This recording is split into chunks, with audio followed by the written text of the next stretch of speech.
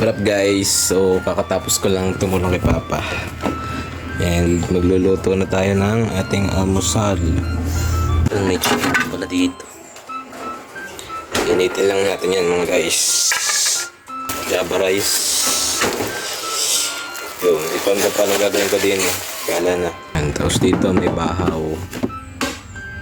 Siguro sasangad ko na lang to. Ay, di rin na nga sinimulan ko ng gayat-gayatin na ring leftover naming manok. Ari inulam namin nung gabi. Bali, ari pipirituhin ko lang din ng mabilis at luto na ang mga pagkain ng ating prinsipe at prinsesa. Ay, di rin may na rin pinaritong manok at saka yung aking isasangag mamaya at gawa ng ako'y mamaya may transaksyon na naman mga guys. At kung hindi ninyo na itatanong ay ako'y nagbibinta ng mga sapatos mga guys. Kahit pa pang basketball, pang volleyball, pang running shoes o pang table tennis o kahit pa pang swimming. Kahit na anong sapatos basta may value ating sinusubukang ibenta yan. Dahil ako'y naniniwala na basta ikay open-minded at handang matuto ay magagamit mo yan para kahit papaano ay gumaan ang buhay mo din sa mundo. At bago pa lumalim ang ating usapan ay tayo muna bumili ng ketchup din at tamang-tama sa ating almusalin ngayong umaga mga guys. Ay kita nyo naman yan mga guys, kulang na lang ay itlog para magmukhang chiksilog. Ay siya kain ho tayo diyan. At pagkatapos kong umasab din ay ari na ako'y naligo na at ako'y lumarga na.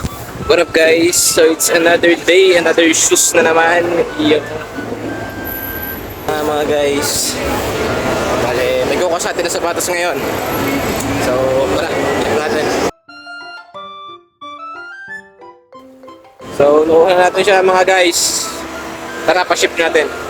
Ay, di rin na nga mga guys, sa awa ng ama ay tayo nakabinta na naman ng sapatos. Ay, di tayo magpapaship na ngayon din sa ating favorite na courier, ang LBC. Baka naman, de joke lang. At pagkatapos kong ilagay din ng mga information ay tayo pumila na din sa counter at tayo nga ay magpapaship na ng ating sapatos. Putin lahat nagkasya sa small box para naman tayo makatipid sa shipping fee. Ay, di rin na nga bahala na kung saan ari makarating.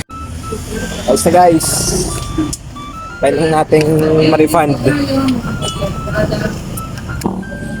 Uuwi na tayong may ngiti sa ating labi. Go! Bye!